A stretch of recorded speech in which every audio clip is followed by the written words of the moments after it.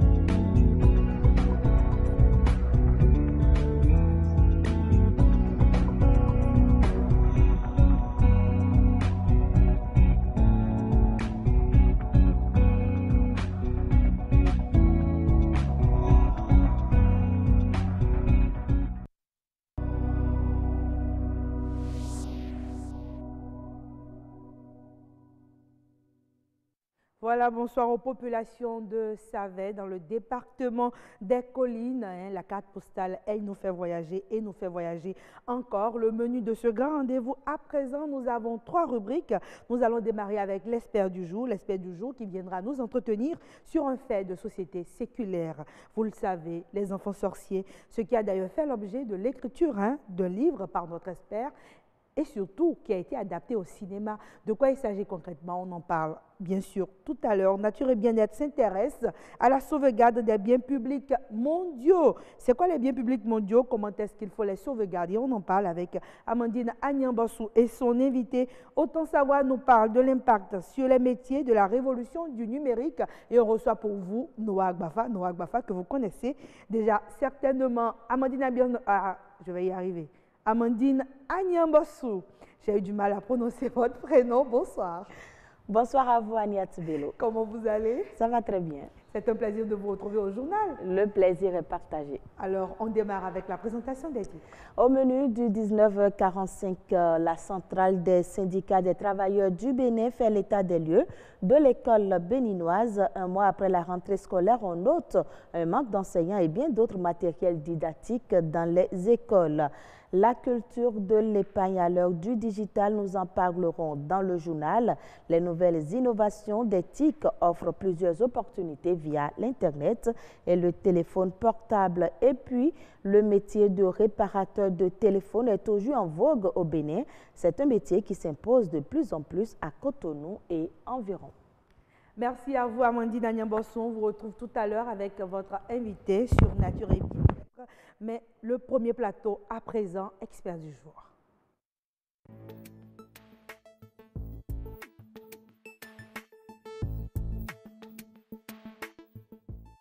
Le phénomène enfant sorcier, le phénomène est toujours présent, le mal est toujours présent dans nos localités, qu'elles soient proches ou lointaines. On s'y penche avec notre invité Pierre Claver Tossou, écrivain. Bonsoir. Bonsoir. Comment vous allez? Ça va bien. Alors, je rappelle, vous êtes un ancien disciple de Saint Matthieu. Aujourd'hui, vous êtes écrivain. La première question, on se demande comment la transition s'est opérée. Merci beaucoup, madame. Je ne sais pas si vraiment il faut aller jusqu'à cette extrémité du terme écrivain, mais j'ai écrit, tout simplement, et je pense que c'est ce qui est nécessaire à retenir. On espère que vous écrirez encore d'autres livres. On a toujours écrit. Maintenant, c'est un peu plus formalisé, sous forme de livre, à mettre à la disposition du public. Alors, votre livre, Biondo, l'enfant sorcier, un roman qui nous plonge dans un phénomène qui existe depuis des lustres et qui se poursuit. Qu'est-ce qui explique votre intérêt pour ce sujet? Merci beaucoup, madame. Biondo, d'abord, signifie enfant sorcier. Du bâtonnou bi, qui veut dire enfant, et Biondo, qui veut dire enfant sorcier. Alors, enfants sorciers, il faut dire que c'est des enfants qui sont nés autrement que la normale, en présentant le siège, ou des enfants qui sont nés avec une dent, ou lorsque la maman ou le papa meurt à sa naissance, ou bien lorsque l'enfant marche à 8 mois ou avant 8 mois. Et tous ces phénomènes-là font que certaines tranches de la population les désignent comme sorciers. On a compris que finalement, ces enfants ne sont pas sorciers parce qu'on a vécu des cas qui ne sont pas très loin de nous et où ces personnes ont vécu, ont étudié normalement, sont devenues de grandes personnes et n'ont jamais posé un acte de sorcellerie quelconque que nous puissions utiliser comme argument pour les désigner de sorciers. Alors, ce que nous apprend l'ouvrage, c'est que normalement, un enfant sorcier, un Biondo, ne devrait pas vivre. Ça nous rappelle justement cette préface-là de Maître Bertin Amoussou, qui nous dit pourquoi faut-il que Biondo ne vive pas. C'est là toute la problématique du livre. Oui, exactement. Cette problématique de laisser vivre ou ne pas laisser vivre cet enfant ne tient qu'à un seul fil. Et ce fil-là est une bêtise. Lorsque nous allons demander à ces populations pourquoi vous les désignez comme sorciers, personne n'a pu nous donner une réponse satisfaisante. Il n'y a aucun lien scientifique entre la sorcellerie et ces enfants qui sont mal nés. Alors, il est clair que nous dénonçons le phénomène en disant ils ne sont pas sorciers. Si vous ne pouvez pas nous dire pourquoi ils sont sorciers, alors ils ne le sont pas. Eh bien, nous avons poussé notre curiosité durant notre enquête de savoir si, autant jadis, il y a eu un phénomène quelconque qui a poussé les gens désormais à dire que nous pouvons désigner ces enfants compte tenu de la manière dont ils sont nés, nous pouvons les désigner de sorciers. Eh bien, aucune réponse ne nous a été donnée, à part nos ancêtres faisaient ça, nos aïeux faisaient ça, et puis nous aussi, on a continué à faire, on a perpétué la tradition. Justement, et on a envie de vous demander quel est le plus de cet ouvrage dans la sensibilisation sur ce phénomène, parce qu'il y a beaucoup d'ONG qui existent, même l'UNICEF a initié des tentatives pour justement sensibiliser ces populations. Oui. Quel est le plus de l'ouvrage? Alors, je ne vous le cache pas, il y a beaucoup de structures qui ont déjà parlé de ce phénomène-là. Eh bien, j'ai bien l'impression que c'est un phénomène qu'on est en train de négliger. Et moi, je suis en train de placer un miroir qui va refléter à nouveau ce phénomène-là et montrer à tout le monde aujourd'hui que ce phénomène qui existait perdure et qu'il va falloir, à partir de maintenant, prendre des dispositions pour éradiquer, ne serait-ce que progressivement, le phénomène. Mais est-ce que vous y croyez? Est-ce que ce phénomène peut disparaître? S'il a existé pendant des siècles, est-ce qu'il peut véritablement disparaître? Alors, il y a deux choses. Est-ce que le phénomène existe? Oui, ça existe. Toujours? Ça existe parce que... Est-ce que c'est seulement dans des contrées lointaines? Ça a été ma surprise il y a environ un mois. On avait fini déjà d'écrire ce livre-là. Et lorsque nous avons eu un cas au sud d'ici où un enfant a été tué parce que désigné de sorcier. Alors, je voudrais porter à votre connaissance que les franciscains, les frères franciscains, ont pris plus sérieusement le problème à bras le corps, ont mené des enquêtes. Ils ont été soutenus par la France. Mais justement, qu'est-ce que les enquêtes ont révélé? Est-ce qu'on a une estimation du nombre d'enfants sorciers qu'on tue comme ça? Oui, voilà. Ils ont été soutenus dans leurs actions par la France et par l'UNICEF. Et le rapport qui a été présenté le 2 octobre dernier à l'Institut français, à Parakou, est accablant. Et où il y a un nombre impressionnant d'enfants qui continuent d'être tués parce qu'ils sont sorciers ou ils sont rejetés de la société ou ils sont récupérés mais marginalisés dans certains centres de formation, dans certains centres de récupération d'enfants. Et vous voyez des enfants qui ont déclaré que eux, en classe, on les met complètement derrière. Et pendant la récréation, aucun enfant ne s'approche d'eux parce que c'est des enfants qu'on a dévoilés être sorciers. D'accord. Eh bien, donc quand finalement ils échappent à la mort, ils sont stigmatisés. Voilà. Et justement, c'est l'un des objectifs que nous poursuivons, essayer d'insérer, de faire une insertion silencieuse dans le quotidien, dans le quotidien et au nombre des enfants qui sont dans des écoles. Et c'est le mérite justement que le père Sanou, Bir Sanou de Tangueta, c'est le mérite qu'il a de faire cette insertion-là sans pour autant révéler aux autres enfants que les enfants récupérés sont des sorciers. Enfin, ils sont 10 sorciers. Sont 10 sorciers. Voilà. Alors, ce qui intrigue justement, c'est que ça a été dit par Maître Berthé Amoussou. Au final, on espère que l'auteur aura été utile à quelque chose. Est-ce que vous avez l'impression d'avoir apporté quelque chose dans la lutte contre ce phénomène? Pas encore. Je commence là. C'est ce qui explique peut-être le fait que vous avez voulu aller plus loin en adaptant le livre. Exactement, vous avez tout compris. Généralement, on part d'un ouvrage pour aller à un film. Oui. Mais nous sommes partis d'un film pour aller à un ouvrage. C'est pareil de toutes les façons. Nous sommes allés à cet ouvrage parce que nous avons voulu qu'un plus grand nombre de personnes lisent et comprennent le phénomène. Et ce n'est pas fini. Nous allons poursuivre plus loin en allant à des bandes dessinées, à des dessins animés pour permettre aux plus petits de s'approprier le contenu et de savoir que les enfants désignés maladroitement comme sorciers ne le sont vraiment pas. Alors, si vous permettez, avec la complicité de la régie, nous allons suivre quelques extraits justement de ce film qui n'a toujours pas été lancé.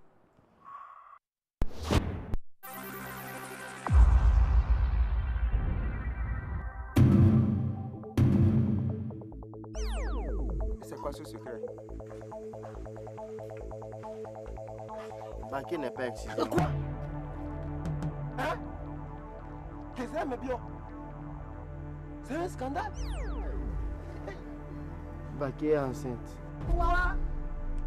Enceinte? C'est une malédiction. Hein? Comment tu peux cacher ça? Un gros garçon. Un gros garçon. Hasiara. Ama Nyondo. Bignondo. Un gros garçon, mais un vrai mangeur. Ça prend trop de risques à vouloir exciser une femme enceinte. Quel risque il y a encore à ça? Laisse. C'est que la dernière fois on l'a fait, mais la femme a perdu son bébé. Ah. Mais vous devez éloigner ce vampire de notre village. C'est compris. Merci.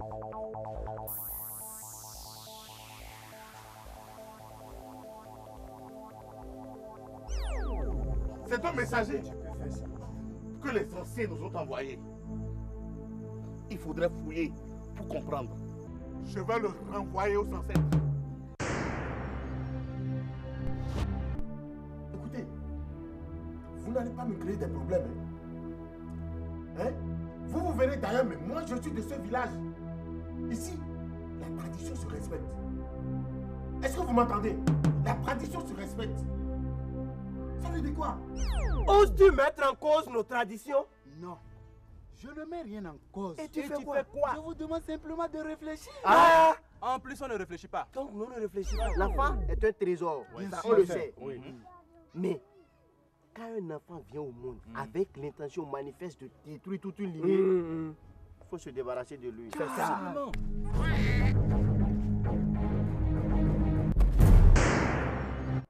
Voilà, la dernière image veut tout dire. Hein, cet enfant qui doit être sacrifié, qui devrait être sacrifié, qui a été sauvé, normalement, sauvé à la fin.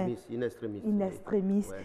Et pourtant, hein, beaucoup n'ont pas été sauvés, beaucoup sont morts dans ces conditions-là. Ouais, beaucoup sont morts dans ces conditions et c'est pour cela que je voudrais, j'en appelle vraiment à la responsabilité de l'État sous toutes ses formes, hein, en passant par l'Assemblée générale, l'Assemblée nationale, je veux dire, et faire des dénonciations au besoin et faire des lois qui interdisent et qui punissent. D'accord. Parce que, qui punissent les auteurs. Oui, qui punissent les auteurs. Mais quand l'auteur est parfois le parent, quand l'auteur est le père, quand l'auteur est la mère, quand l'auteur est un oncle ou une tante, ça ne doit pas être facile. C'est deux personnages différents.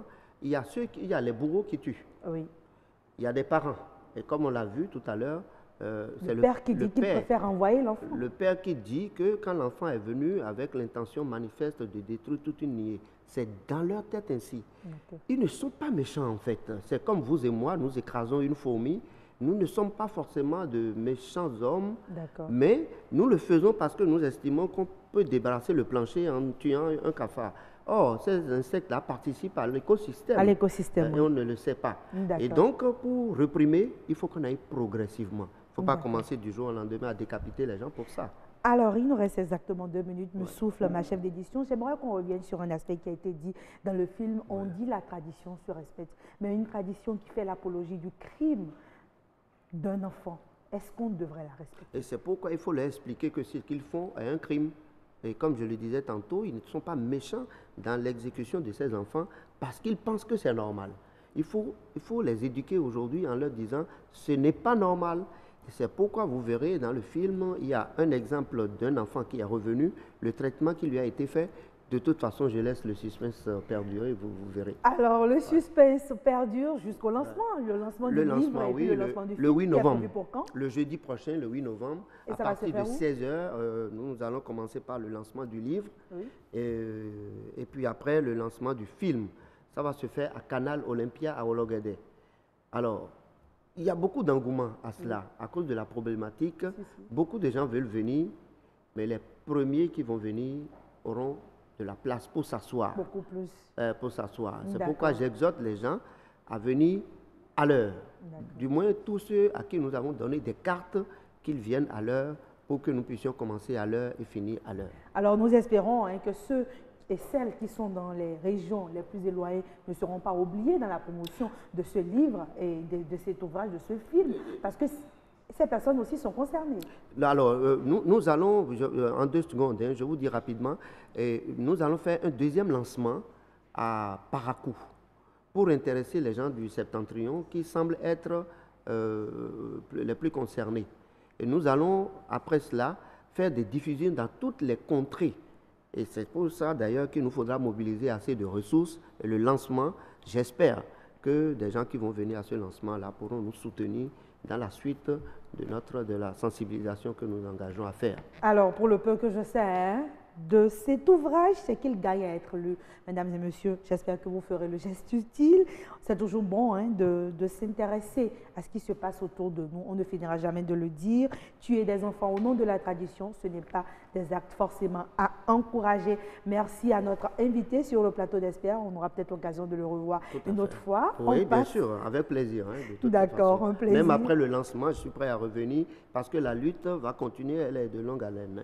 Merci à vous. On passe à présent à un autre plateau, Nature et Bien-être.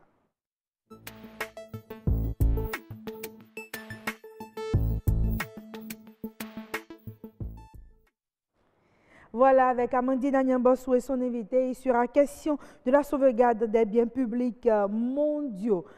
Son invité, c'est Josiah Dossou-Baudrenou, directeur de Nature Tropicale. Bonsoir. Bonsoir.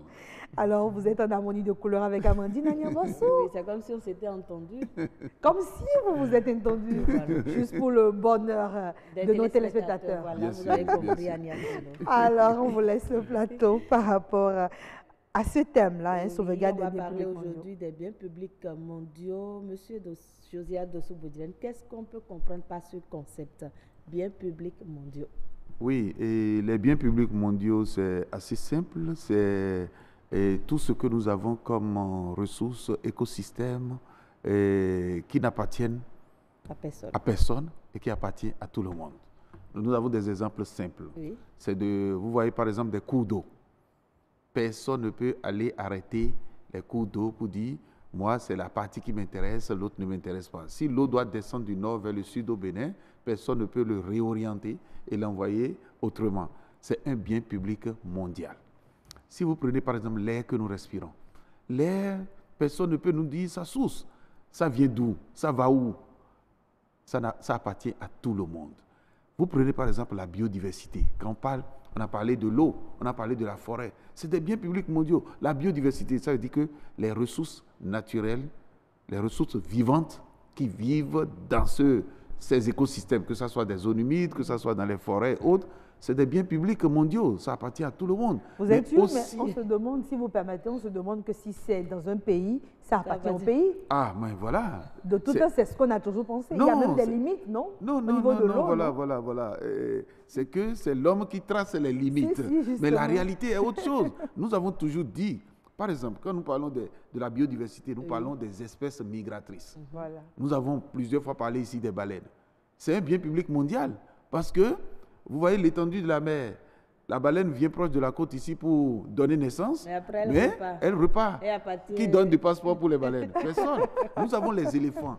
Quand vous allez dans nos parcs, les éléphants quittent le Burkina pour le Bénin, le Niger pour le Bénin, du Bénin pour aller au Togo. Il n'y a pas de frontières pour ces animaux. C'est des biens publics mondiaux. Mais à tout cela, on ajoute d'abord l'écosystème, mais on ajoute l'homme à un bien public mondial. Et c'est surtout pour la sécurité alimentaire que l'homme s'intéresse plus à ces biens. Ce n'est pas, en réalité, ce n'est pas parce que l'homme veut qu'il détruit. L'homme est intéressé à exploiter pour survivre, est obligé d'exploiter ces biens publics. Il est important d'attirer l'attention qu'aujourd'hui, on ajoute le phénomène du changement climatique. Vous voyez, dans le concept, c'est-à-dire expliquer aux gens simplement ce que nous vivons tous les jours sans savoir si ça nous appartient ou appartient au monde. Ça appartient au monde.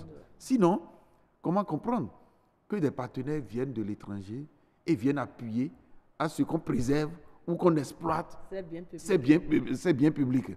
Pourquoi on nous aide à avoir de l'eau potable si ceux-là qui amènent leurs ressources n'ont pas un intérêt? Leur intérêt, c'est que l'eau puisse continuer à donner les services écosystémiques.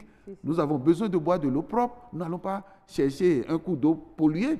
Et tous ces biens qui existent appartiennent au monde. Les gens doivent comprendre comme ça d'abord. Et après, maintenant, quand vous prenez la Convention sur la diversité biologique, qui dit il faut protéger. C'est le premier point au niveau des objectifs. Deuxième point, il faut utiliser durablement. Et troisième point, il faut le partage juste et équitable des bénéfices. Qui fait le partage? Non, voilà. C'est en ce moment-là qu'il faut commencer par s'intéresser à tous les acteurs qui exploitent ces biens. Justement. Souvent, ceux qui exploitent le plus, c'est le privé, on suppose.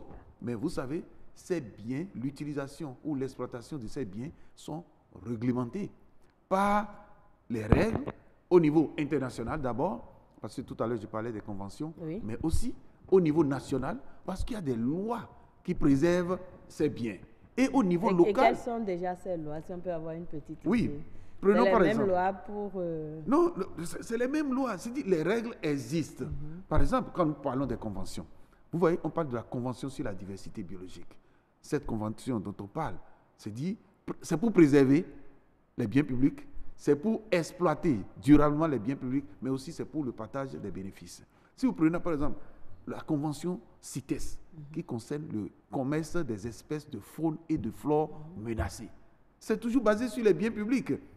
Et quand vous prenez par exemple la convention sur les espèces migratrices, j'ai parlé tout à l'heure de la baleine, de l'éléphant, et des tortues par exemple, c'est une convention qui donne les règles sur comment exploiter durablement, comment préserver ces ressources, comment valoriser ces ressources. Ça existe. Maintenant, quand vous venez au niveau local, chaque pays, voilà, vous voyez, c'est un travail d'échelle. Chaque pays est responsable d'abord des biens qui sont sur son territoire. Et c'est pour cela, c'est les conventions qui existent, il faut les internaliser.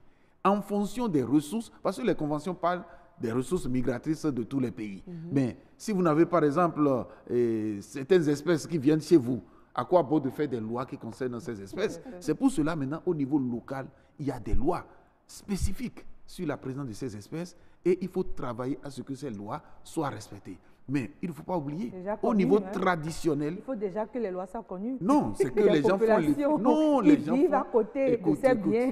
Les gens font l'effort on dit nul n'est censé ignorer la loi. Les gens connaissent, les gens savent que ça existe. Mais les gens font l'effort de les contourner. Vous savez, au Bénin, nous avons la loi cadre sur l'environnement, par exemple. Je vous dis, même si on laisse tous les dérivés qui existent aujourd'hui, il faut féliciter ceux qui ont fait ce travail. Il y a tout dedans. Ça prend en compte l'air, ça prend en compte l'eau, ça prend en compte la biodiversité, le cadre de vie, ça prend en compte tout.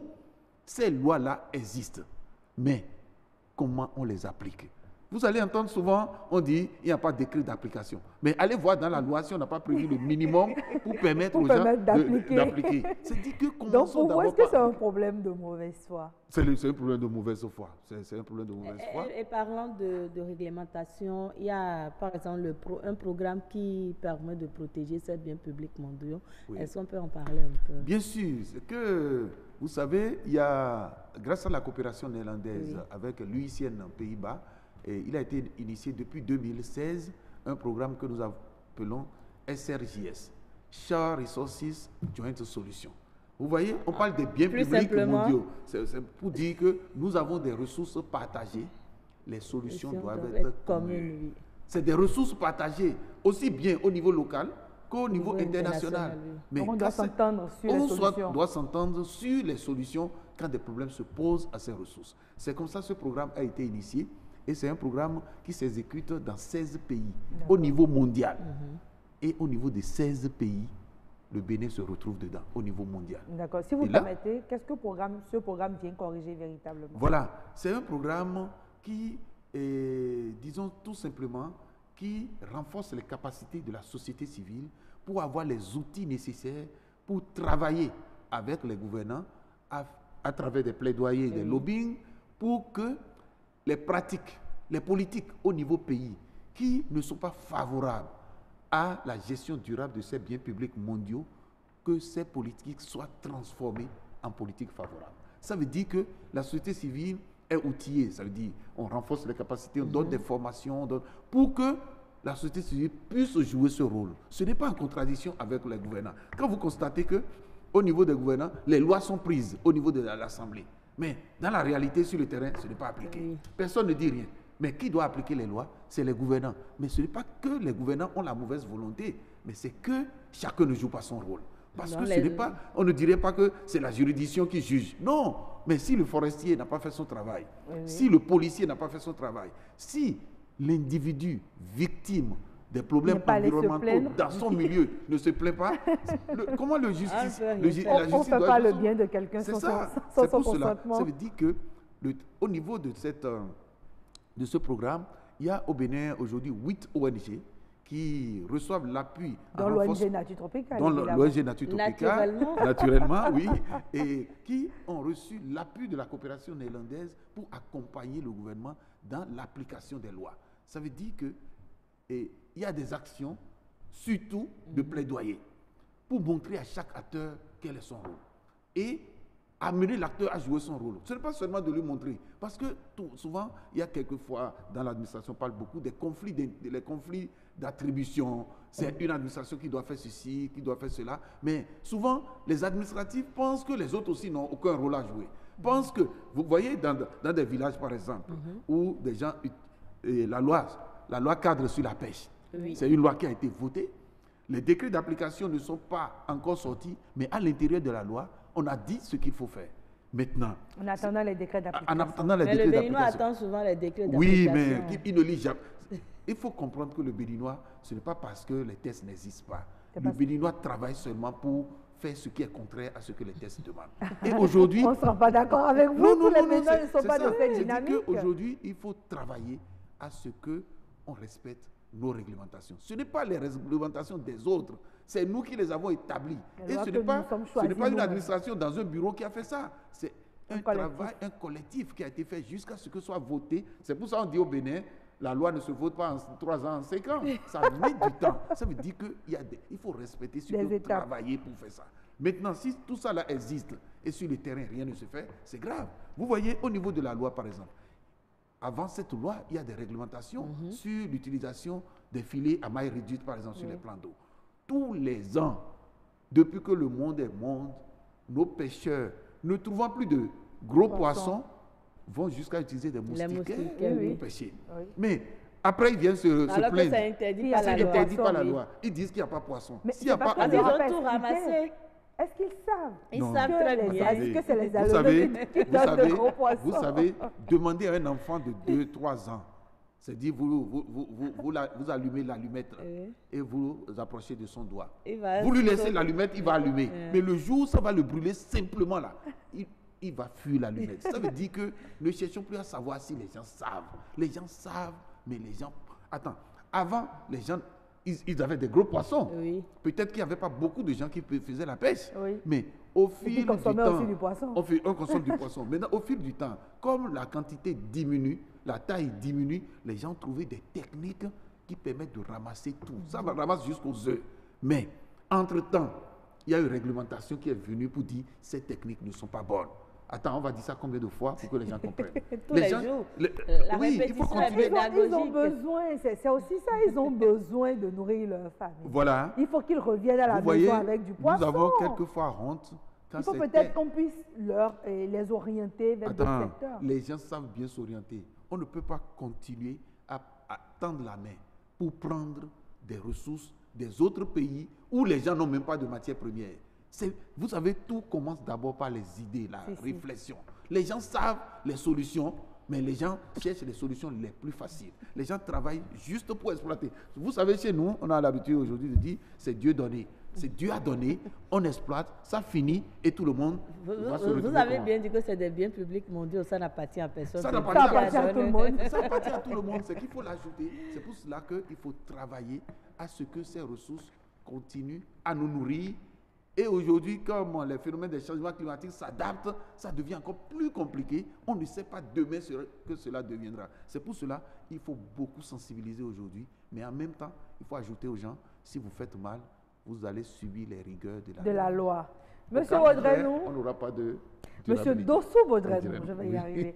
Merci à vous d'être venu sur ce plateau. Ce que moi je retiens, je ne sais pas pour Amandine, c'est surtout le partage équitable. Ça appartient à tout le monde, mais tout le monde doit y avoir droit. Donc pour que tout le monde y ait droit, il faut prendre un peu, n'est-ce pas? C'est ça, la gestion durable. Gestion durable. Amandine Agnamassou. Oui. Agnès Pello. On se retrouve vendredi. Oui. Toujours avec le même plaisir. On passe à un autre plateau. Notre invité sur Autant Savoir s'impatiente. Noah Agbafa, on vous reçoit tout de suite, tout juste après ceci.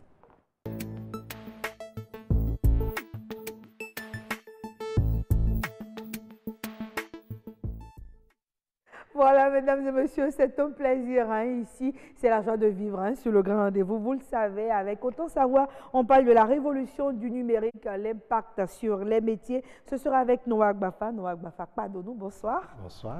Alors, vous êtes docteur en système d'information. Déjà, on parle aujourd'hui beaucoup, de plus en plus de la révolution du numérique, mais ce qu'on ne mesure pas toujours, c'est l'impact sur les métiers qui existaient déjà.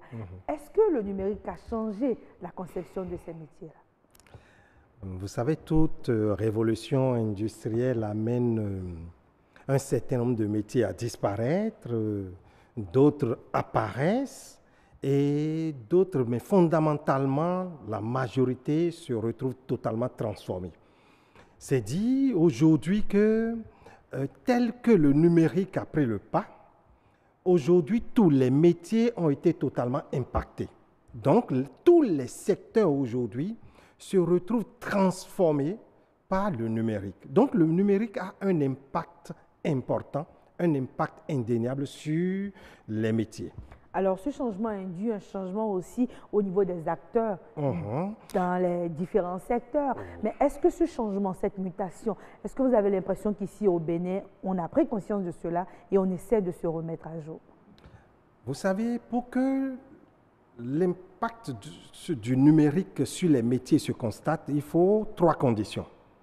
Il faut une réforme des réglementations, donc rassurer les acteurs et former, amener le système éducatif, et même le système de formation, à aller vers le numérique. Donc, rencontrer le numérique, amener véritablement le numérique dans les systèmes d'information et de formation. Donc, de telle sorte que les métiers aujourd'hui, les formations intègrent véritablement le numérique dans leur mise en œuvre. D'accord. Et la 3e condition est que il faut qu'on crée la passerelle entre les métiers traditionnels et les métiers totalement révolutionnaires. Voilà les 3 conditions pour qu'on se retrouve bien à l'aise dans les transformations apportées aujourd'hui par les TIC, par le numérique dans les métiers. Vous savez, il y a des métiers aujourd'hui qui ont totalement disparu, un peu comme quand il y avait la révolution industrielle. Beaucoup de métiers ont disparu. Tenez-vous bien, il y a déjà même dans les années 90, on ne trouvait plus d'horloger. On ne trouvait plus de réparateurs de vélomoteurs. Voilà, donc en fonction de l'évolution de la vie, il y a un certain nombre de métiers qui disparaissent totalement. Vous allez constater qu'hier, il y avait des réparateurs de Vespa. Il y avait des réparateurs de Vespa. Comment on n'a plus beaucoup de conducteurs de Vespa? Exactement. Ça se comprend. Vous voyez, et c'est des gens qui facilement ont pris la peine de transformer leur art. Et aujourd'hui, ils arrivent à réparer les motos qui existent aujourd'hui. C'est la même chose. Hier, on avait une secrétaire pour un client. Mais aujourd'hui, on a une secrétaire pour plusieurs clients. Vous allez constater qu'aujourd'hui, le métier de aide comptable a totalement disparu. Parce que l'aide comptable, l'assistance comptable est déjà l'ordinateur. L'ordinateur peut corriger avec beaucoup de logiciels. Avec beaucoup de logiciels. Donc, déjà, le métier de comptabilité a véritablement évolué au point où on n'a pratiquement plus besoin d'aide comptable aujourd'hui. Vous allez constater, avant, on avait l'aide topographe. Mais ça n'existe plus aujourd'hui parce que les cartes, tout est fait déjà. Et on va tout simplement projeter. Le matériel est là. On va tout simplement sur le terrain, on projette. Donc, les métiers se voient aujourd'hui totalement transformés. Regardez le logisticien hier. Mais est-ce qu'il y a des métiers qui vont résister à cette révolution-là du numérique? Aucun métier ne résiste sans intégrer véritablement le numérique. Je vous parlais même du logisticien. Avant, il suivait lorsqu'on envoie, lorsqu'on veut mettre, je prends le cas même d'une festivité. Avant, il avait son bic qui calculait, mais aujourd'hui, l'ordinateur sort déjà comment ça va se faire.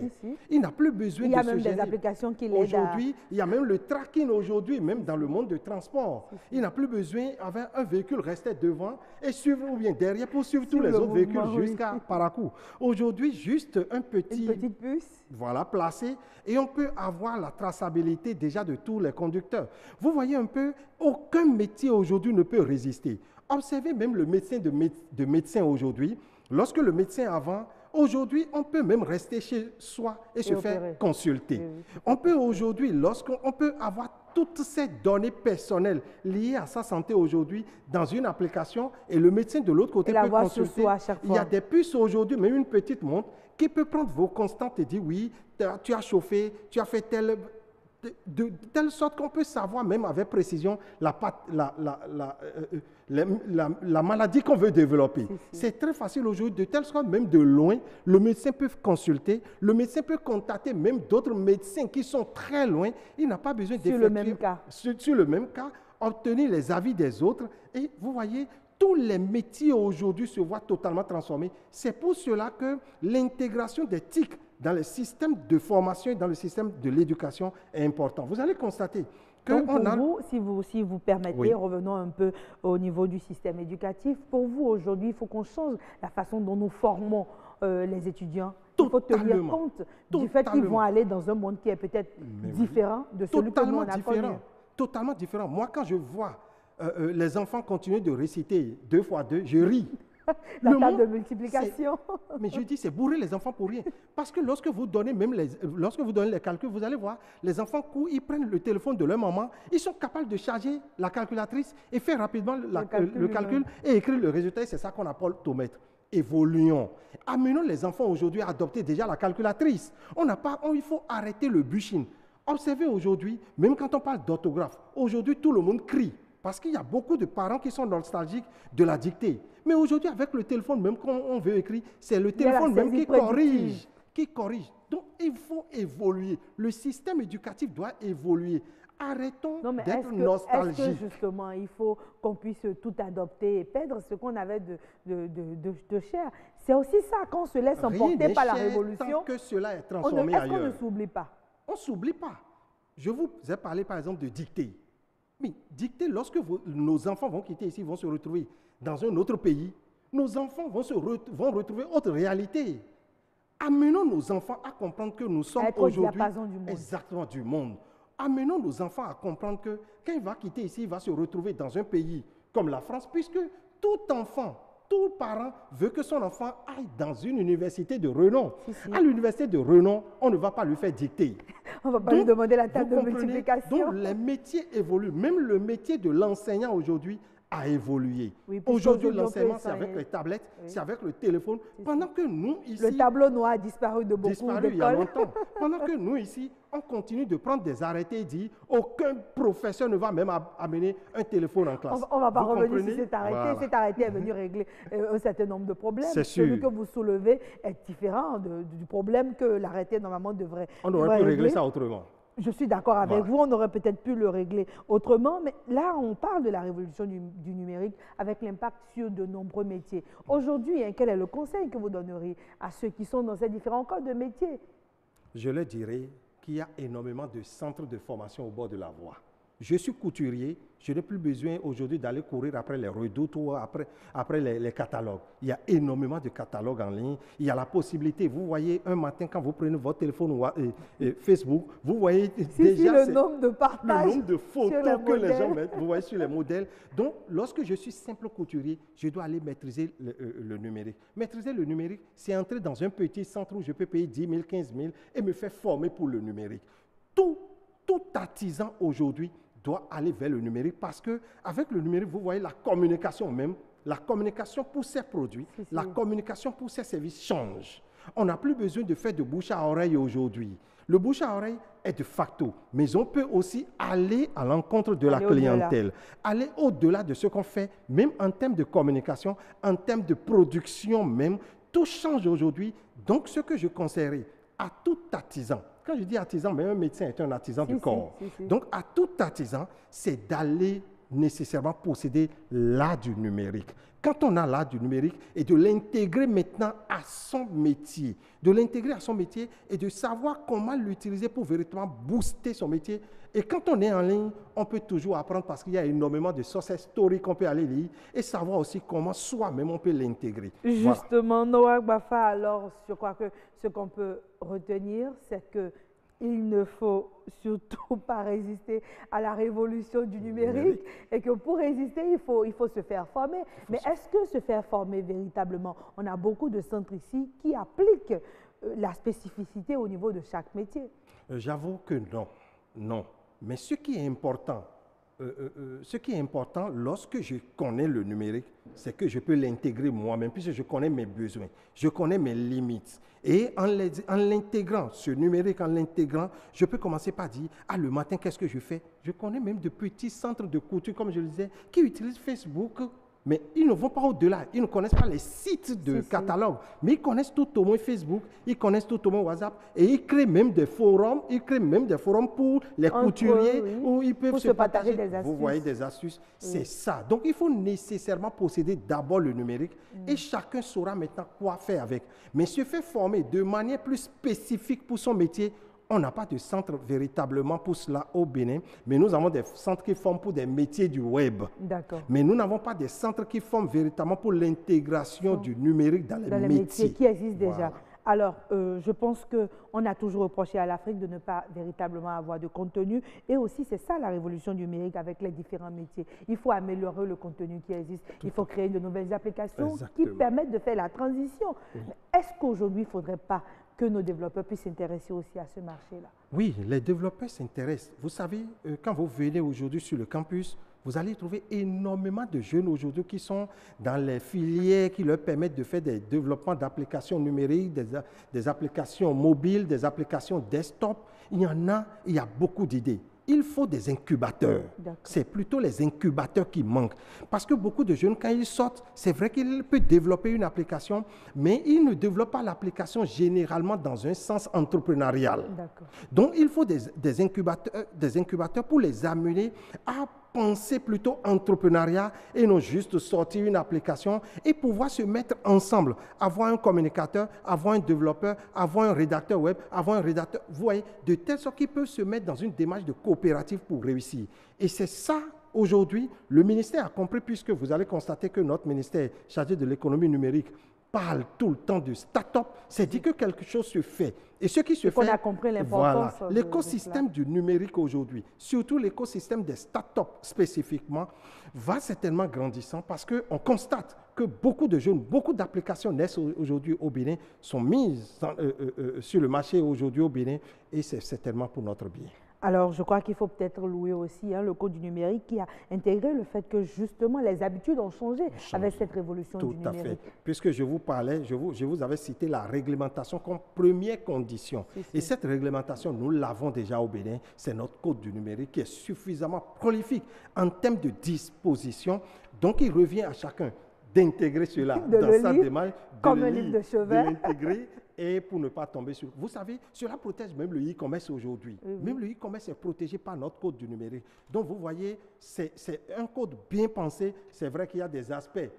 C'est une évidence. Vous savez, on peut toujours trouver des choses à dire. Mais dans l'essentiel, tout est bien fait. D'accord, on aura peut-être l'occasion de revenir sur le code du numérique une autre fois avec vous. Noah Gwafa, l'heure du journal est sacré. Amandine Agnambassou, on vous laisse le plateau pour le journal.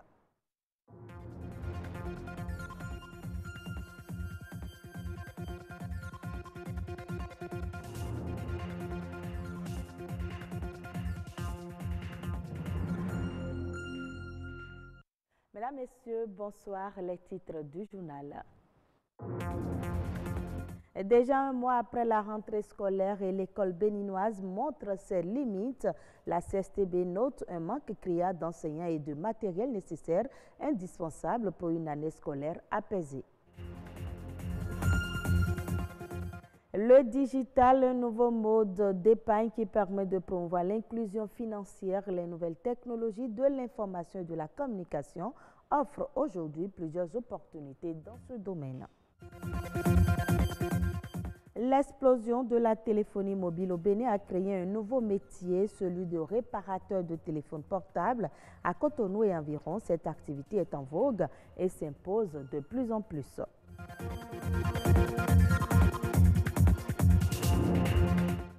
Merci de votre fidélité. L'enseignant, la denrée qui manque de plus à l'école béninoise, c'est du moins le constat fait un mois après la rentrée des classes et dans toutes les régions. À la maternelle, au primaire et au secondaire, c'est la même réalité avec à la clé le manque d'infrastructures et du matériel nécessaire.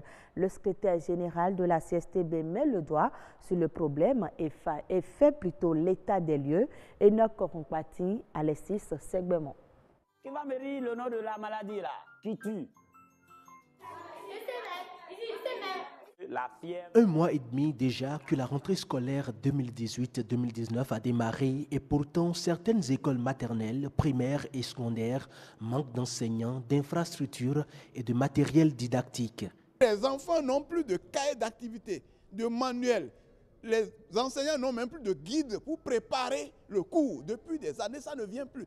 D'après les statistiques, le taux de couverture en enseignants serait de 32,7% pour le premier cycle et de 35,7% pour le second cycle, soit pour les deux cycles, une moyenne de 34,2% de couverture nationale.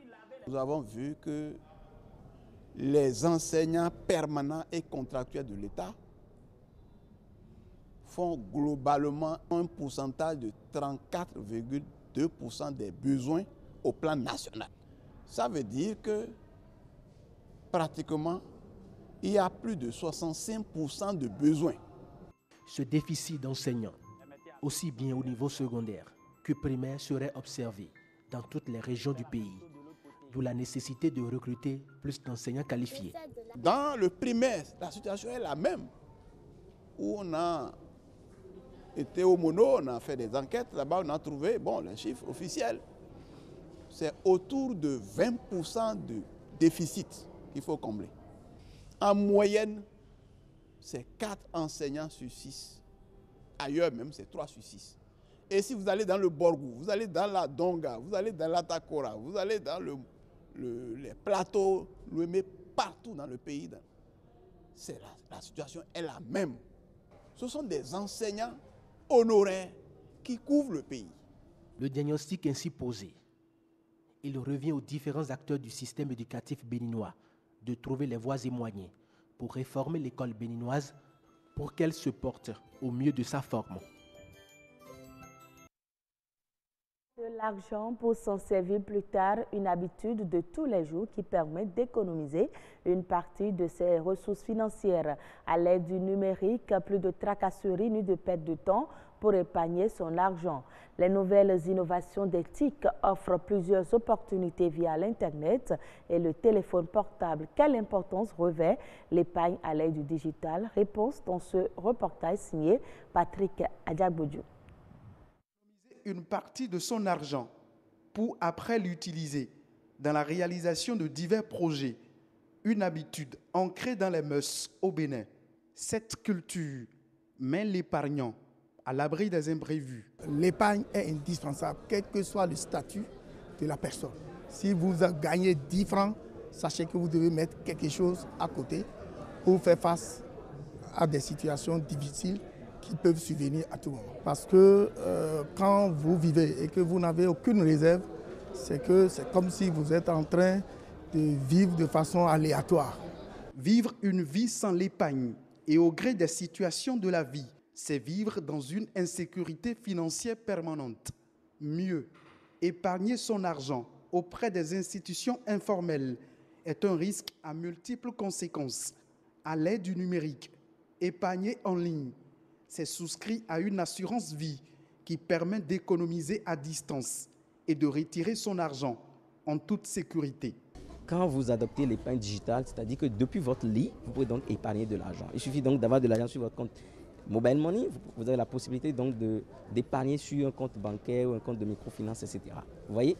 Or, avant, dans la forme classique, il fallait se déplacer. Il faut composer avec la disponibilité, il faut composer donc avec tous les risques que vous allez traverser avant d'aller dans une institution de microfinance pour aller déposer peut-être 5 000 francs sur un compte et peut-être que vous avez un accident. Or, aujourd'hui, vous pouvez rester dans votre lit et épargner facilement. Il suffit juste de cliquer sur un bouton sur votre téléphone et puis vous avez épargné. Sécuriser les avoirs des épargnants est aujourd'hui l'un des défis pour lequel promoteurs des institutions financières et autorités monétaires doivent interagir afin que la culture de l'épargne soit mieux ancrée dans les habitudes. Il y a beaucoup de structures informelles et ces structures constituent vraiment un grand danger pour les populations par rapport à leur épargne. Le défi, c'est de tout faire pour que l'épargne des populations soit sécurisée. 2018, c'est une première au Bénin. La journée mondiale de l'épargne a été célébrée. Plusieurs institutions financières se sont mobilisées pour partager avec les populations les avantages de l'épargne et inciter l'éducation à l'inclusion financière. Aujourd'hui, nous travaillons beaucoup à ça parce que nous estimons que les populations ne peuvent pas adopter des services nouveaux, des services innovants sans avoir été préalablement formés à ça. Et donc pour nous, c'est d'abord de faire de l'éducation financière pour attirer l'attention des populations sur la nécessité donc de bénéficier de services financiers de façon formelle et après maintenant de pouvoir utiliser les canaux numériques pour faciliter donc l'accès à ces services financiers. Éduquer les populations à faible pouvoir d'achat à la culture de l'épargne, c'est la mission que s'est assignée plusieurs institutions financières et bancaires formelles pour que économiser soit une habitude de tous les jours. Je l'annonçais dans les titres, la réparation des téléphones portables représente aujourd'hui une nouvelle filière qui se constitue progressivement eu égard à l'importance de l'usage des téléphones portables dans la vie des hommes. Petite immersion dans ce monde informel de techniciens, de dépanneurs, de réparateurs et de clients, c'est un élément de Clotaire Awekou et Ghislain Ronkbono. À l'ère des nouvelles technologies de l'information et de la communication, les ordinateurs et autres téléphones portables sont au cœur de l'activité humaine. Et leur prééminence aujourd'hui dans la vie des hommes a vu émerger, parlant des téléphones portables, une nouvelle génération dite des têtes baissées, TB. Et quand une défaillance technique ou toute autre panne affecte ces téléphones portables, c'est la ruée vers les techniciens, réparateurs et autres dépanneurs. Un nouveau monde qui se crée, une nouvelle filière progressivement qui se constitue, et dont la plupart bricolent, se débrouillent, travaillent à tâtons. Quant aux questions relatives aux pannes les plus fréquentes observées, aux coûts de réparation, aux relations avec les clients, en somme, aux conditions de vie de travail, en voici quelques réponses triées sur le volet. Les pannes aujourd'hui, à l'aide de l'Android, nous avons l'écran, le bout de charge, des problèmes de réseau souvent qui se posent au niveau de ces portables. Et la reprogrammation, la flash et le déblocage. Parmi nous, il y a des brebis galeuses et d'autres sont satisfaits, par contre d'autres ne sont pas satisfaits. Donc ils sont toujours à la recherche de ceux qui peuvent les satisfaire. On fait notre petit bonhomme de chemin. C'est vrai, on ne peut pas tout attendre de l'État. Et avec ça, on se démène quand même. Les pannes que les clients nous amènent, c'est les écrans qui sont cassés, qu'on doit changer, et puis les bouts de charge. Très souvent, il y a satisfaction, mais il y a certains téléphones qu'on n'arrive pas à trouver leurs écrans. Les téléphones venus de France, par exemple. Non, c'est des téléphones Android, seulement c'est les marques là. C'est les marques là qu'on n'arrive pas à trouver leurs écrans, parce que ce n'est pas les mêmes choses. Ce n'est pas les mêmes écrans. C'est Android, mais ce n'est pas les mêmes choses. On ne peut pas dire qu'on s'en sort parce que voilà, on n'arrive pas à trouver les pièces. Comment vous pouvez qu'on soit satisfait? Non. Il n'y a pas tout à fait la satisfaction. Le GSM, c'est l'électronique et les électroniques ont souvent des pannes de l'électricité. Parfois, nous sommes en temps de pluie actuellement. Il y a la pluie qui frappe les clients. Les téléphones, les écrans ont des problèmes. L'allumage a des problèmes et les bouts de charge aussi. Bon. Compte tenu de la situation actuellement, on ne peut que faire avec. Sinon, c'est notre boulot, c'est ce que nous avons appris à faire. Même dans la vente, dans la réparation, on est dit que le peu gain de pain que nous pouvons avoir, c'est ce on se débrouille avec pour le moment. Et ça arrive souvent avec les clients. Je ne suis pas satisfait, ou tu fais le téléphone s'éteint, ça se crame, le client fait du bruit. Ils amènent ses problèmes ou bien il te dit de ramener son téléphone comme c'était avant. Oh, c'est pas toi le fabricateur de l'électronique. Nous ne sommes pas chinois, nous ne sommes que des réparateurs. Donc on ne peut que faire le peu que nous avons appris et donner notre force pour satisfaire toute la clientèle quand même. Du côté des clients, principale interface dans ce nouveau commerce, motus et bouche cousue. Un seul fait exception. Je suis venu réparer mon téléphone. Le téléphone est tombé. Quand j'allume ça s'allume, mais ça ne s'affiche plus. C'est pourquoi je suis venu ici réparer ça. À voir ce que le technicien est en train de dire, c'est sûr que je vais réparer avec mon téléphone.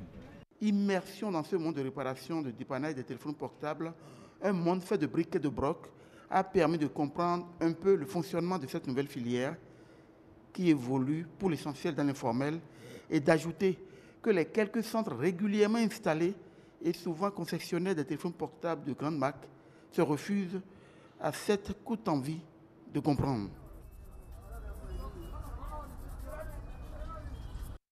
Hors du Bénin, en Côte d'Ivoire, les exportateurs de cacao peinent à mobiliser du financement auprès des banques en raison de la réticence des établissements de crédit liés à la dette accumulée par certains en 2016 et 2017. Les banques conditionnent notamment un soutien financier aux opérateurs à une garantie de remboursement de la dette de 160 milliards de francs CFA due par la SAF Cacao. D'après certains observateurs, les multinationales pourraient renforcer leur emprise sur la filière cacao ivoirienne à la faveur de cette situation délicate des acteurs nationaux. D'après les sources de l'industrie ivoirienne du cacao, les exportateurs locaux ont bénéficié de 20 à 30% du total des contrats d'exportation vendus par le CCC en 2018 et 2019. En Afrique du Sud, les exportations agricoles vers les États-Unis ont rapporté 367 millions de dollars en 2017. Selon un rapport publié, 238 millions de dollars de biens agricoles ont été écoulés sur le marché américain en vertu de la loi américaine sur la croissance et les possibilités économiques en Afrique. Les principaux produits agricoles expédiés sont les agrumes, le vin et les noix. L'Afrique du Sud fait partie des pays d'Afrique subsaharienne qui profitent le plus des avantages liés à l'appartenance à l'AGOA, en l'occurrence l'accès en franchise de droits de douane. La nation arc-en-ciel est le premier bénéficiaire de l'AGOA pour les produits non pétroliers et le second plus grand exportateur vers le marché américain dans le cadre de la dite loi. Et ce sera tout pour ce journal. Très bonne suite de nos programmes.